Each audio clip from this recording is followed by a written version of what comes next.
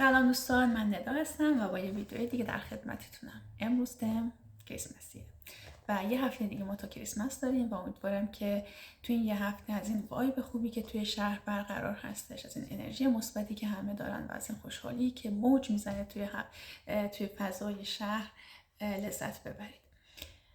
راستش امروز میخوام موضوعی که در واقع خیلی وقتی که ذهنمو درگیر کرده، ولی خب دیگه وقتش بود که الان ظاهرا انجام بشه، اون سیستم اداری هستش که توی مغز ما، توی بدن ما راه میفته تا اینکه یه عادت رو تشکیل بده. میخوام راجع به این صحبت بکنم و اول از همه بریم سراغ تعریف عادت، اینکه اصلا عادت چی هست. عادت به اون کارهایی میگن که دیگه ما براش انرژی خاصی مصرف نمی کنیم. مثلا خیلی راجبش فکر نمی کنیم، به صورت حالت اتومات این کار رو انجام میدیم. یه ترمی هست بهش میگن آتو پایلت که هواپیماهای تو کشتی ازش استفاده میشه، که اینجوری که سیستم بدون این که شخص ناظری نیاز داشته باشه، در واقع اون سیستم خودش رو کنترل میکنه و خودش رو مدیریت میکنه و نیاز نیست که خلبان مثلا اونجا کار خاصی رو انجام میده. عادت ها هم تقریبا همین، میرن تو اون سیستم خودکار بدن ما. یعنی مثلا کسی که میخواد مسواک بزنه راجبش فکر نمیکنه، به صورت خودکار خب شب میره دستشویی و مسواکشو میزنه و میاد میخوابه و اونقدر انرژی ازش صرف نمیکنه. یا حالا یادت بد رو مثلا مثال بزنیم، سیگار کشیدن. یه کسی که سیگاری هست و عادت داره به سیگار، هم که مثلا غذاشو خورد، حالا مثال میزنم، مثلا غذاشو خورد، به صورت خودکار پا میره روی بالکن سیگارشو میکشه میاد. یعنی اصلا اونقدر فکر نمیکنه، یه دفعه خودشو سیگار به دست روی بالکن میبینه. در واقع این عادتش شده که بعد از اینکه غذاشو خورد یه سیگار بکشه. یا مثلا صبح چشممون رو باز میکنیم، دستمون میره سمت موبایلمون، اینستا چک کنیم، واتساپ میایم، تلگرام، پیامامون، و هیچکس نمیگه آقا تو اون شب تا صبح مثلا کی کار واجبی با تو داشته که تو تا چشمتو باز میکنی کارت این باشه که مثلا موبایلتو نگاه کنی. این اصلا به صورت خودکار شده در بدن ما. چشم باز میکنیم، میگردیم دنبال موبایلمون، پیداش میکنیم و پیام رو چک میکنیم. اینا در واقع تعریفی هست از عادت. حالا اول از همه بخوام بگم که چه چیزهایی توی ایجاد این عادت مرتبط هستن. میریم سراغ نوروترانسمیتری که نقش داره. نوروترانسمیتر همون پیام رسان عصبیه. مثلا شما فرض کن که خونتون رو یه سلول عصبی در نظر بگیر، همسایه رو یه سلول عصبی دیگه در نظر بگیر. پسرت میره سربازی، میخوای آش پشت پا بدی، آش رو درست میکنی، یک کاسه آش میدی دست بچه، میگی مثلا ببر برای همسایه. این بچه کاسه آشو میگیره و میبره همسایه و کاسه آشو بهش میده. این بچه نقش این پیام رسان عصبی رو بازی میکنه، یعنی پیام رو انتقال میده، آش رو داره انتقال میده از خونه شما به خونه اونها. پیام رسان عصبی که نقش داره توی ایجاد شکلگیری عادت ها اسمش دوپامین هست و دوپامین رو ما فکر کنم تو همه ویدیوها اسمی از دوپامین بردیم. یعنی یکی از اون به نظرم شاه نوروترانسمیترهای مغزه که توی خیلی چیزا توی رفتارشناسی حداقل خیلی تاثیر داره. و پیام رسان عصبی که دخیل هست پس دوپامین هست.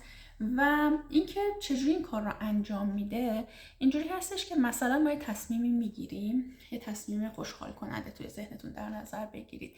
آلمانی‌ها بهش میگن فورفرایده. من خیلی معادل فارسی راستش براش پیدا نکردم و برای من این کلمه خیلی جالب بود. به نظرم خیلی بار معنایی داره این کلمه و ما متاسفانه یک چیزی که همه این بار رو منتقل بکنه نداریم. فایده یعنی خوشحالی و فور یعنی قبل از خوشحالی، یعنی شما اون ذوق و شوقی رو که قبل از رسیدن به اون هدفتون دارید رو در واقع بهش میگن فایده. حالا ما میگیم ذوق و شوق، ولی خب ذوق و شوق بازم اون معنی رو نمیده، تمام و کمال نمیده. به هر حال این شما یک کار خوب رو میخواید انجام بدید یا یک کار رو توی ذهنتون یه تصمیمی دارید، مثلا ظهر تابستونه و گرم، شما خسته، گرمه، تشنه و توی ذهنتون اینه که برم خونه و یه اسموسی هندونه بخورم یا مثلا یه اسموسی عنبه درست کنم بخورم. شما تا میرسید خونه کارا رو شروع میکنید. خب این باعث میشه که این سیستم ذوق و شوق، این سیستم فورفرویده در واقع تحریک میشه و دوپامین به صورت قطره‌ای آزاد میشه. بیشترین پیکی که جالبش اینجاست که بیشترین پیکی که دوپامین داره، یعنی میزان ترشح دوپامین از همه بیشتر میشه دقایقی و لحظاتی قبل از اتمام اون کار هستش. یعنی اینکه بیشترین خوشحالی و ذوق و شوقی که ما تجربه میکنیم دقایق قبل از پایان اون کار هست. پس برای ایجاد یک عادت اون قطره دوپامینه رو ما لازم داریم. یعنی ما باید مدام اون کار رو انجام بدیم. این کار نباید وسطش قطع بشه، به اصطلاح تو ذوقمون میخوره و دوپامین پایین میاد، اون میزان دوپامین. برای تشکیل یک عادت ما باید این کار رو مدام انجام بشه، یعنی به صورت مستمر انجام بشه و پایان پیدا کنه. اون پایان است، اون لحظاتی قبل از پایان هستش که ما اون سرخوشیه رو تجربهش میکنیم. و خب خیلی جالبه. مثلا شما عید رو مثال میزنم، عید ایران رو که خب ما تجربهش رو داریم. توی اسفند چه حال و هوایی برقراره توی خونه ها، تو خیابون ها، اصلا واقعا انگار شادی رو پاشیدن توی خیابون و خیلی حس خوبه. این هر وقت آدم به اون اسفند و قبل عید فکر میکنه به صورت ناخودآگاه یک لبخندی، یک خوشحالی، یک هیجانی تو وجودش میاد. تا این ادامه داره مثلا تا قبل سال تحویل.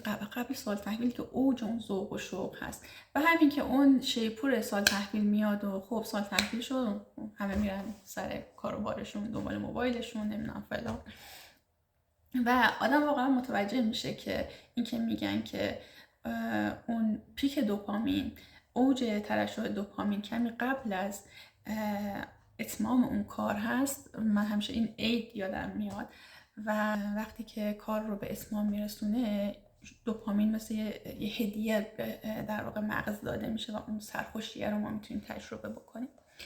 این راجع به در واقع اون نوروترانسمیتری هستش که در ایجاد عادت دخیل هستش. حالا کار اداری که انجام میشه، اون در واقع سیستم اداری که پشت پرده تشکیل عادت هست رو بخوایم بگیم، چند تا مرحله است که باید طی بشه. یکی قشر پیشانی مغز هستش که تصمیمات رو میگیره.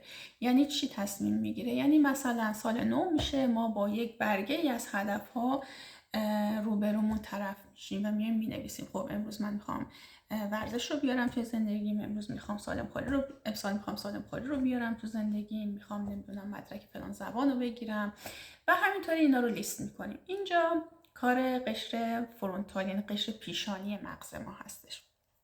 این تصمیمات رو لیست میکنه. بعد میده به کجا؟ میده به ACC. راجع به ACC قبلا صحبت کرده بودیم. anterior singular cortex هستش، قدرت اراده ما هست. یعنی اگر ما بخوایم اراده رو به صورت فیزیکی در بیاریم توی این قشر قرار میگیره، توی ACC ما هستش و حالا رو بعدا راجبش بیشتر صحبت میکنم. تقریبا اکثر ویدیوهای امروز ما راجع به ACC هستش.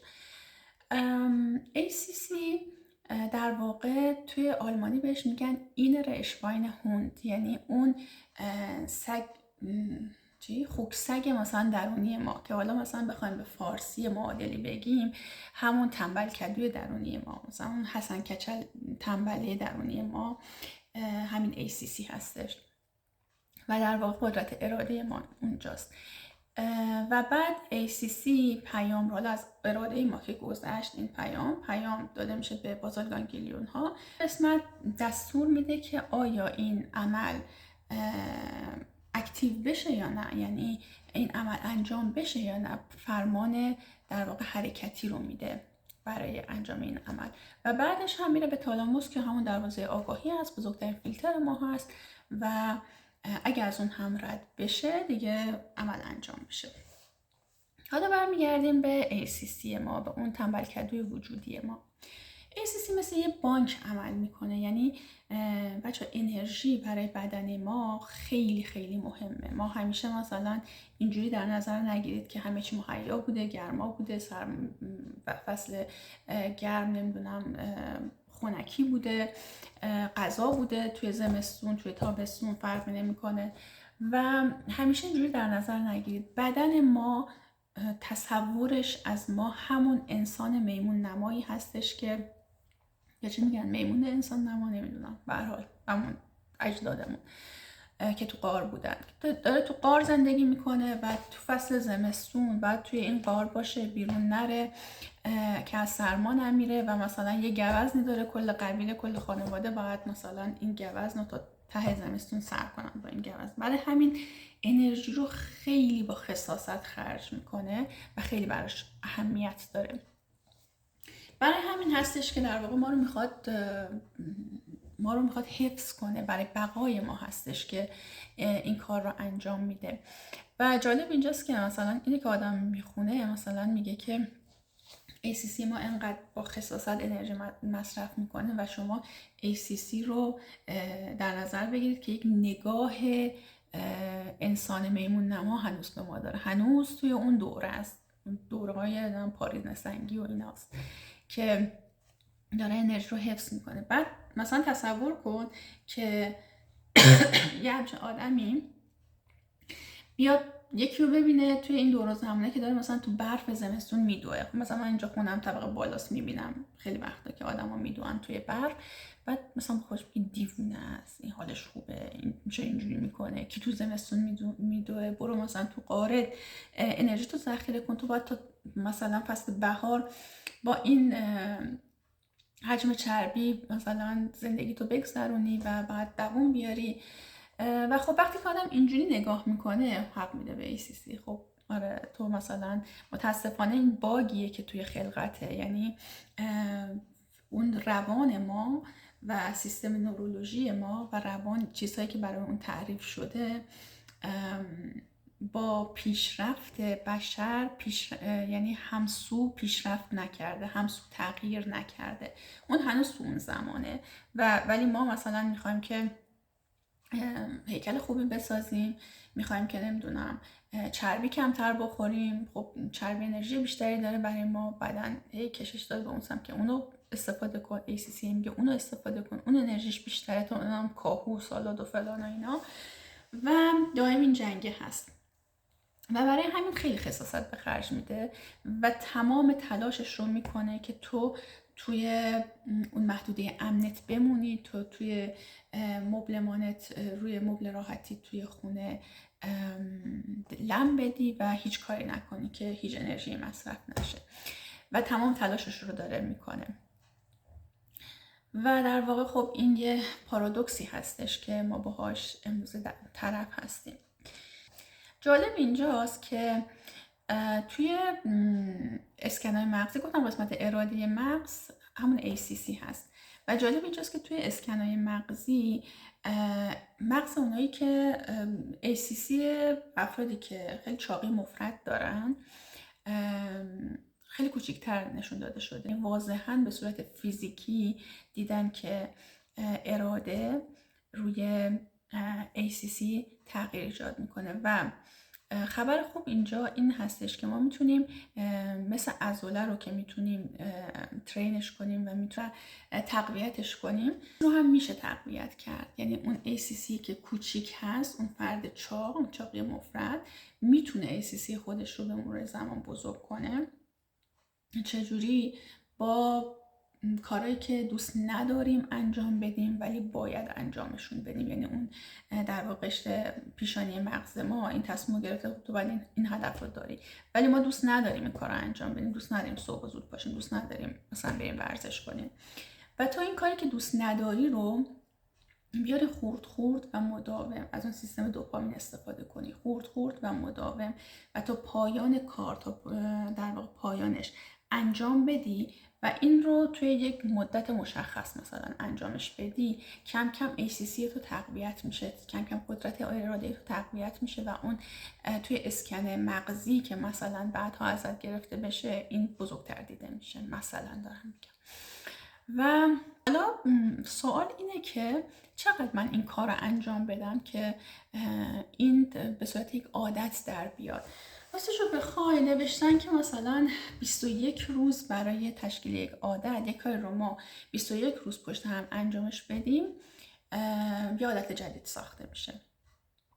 ولی من با خودم فکر میکنم که مثلا با من توی کل دوران مدرسه مثلا 12 سال درس خوندیم، چندین سال رفتیم دانشگاه، هر روز 8 صبح مجبور بودیم 7:30 مدرسه باشیم، یعنی خیلی زودتر باید بیدار میشدیم.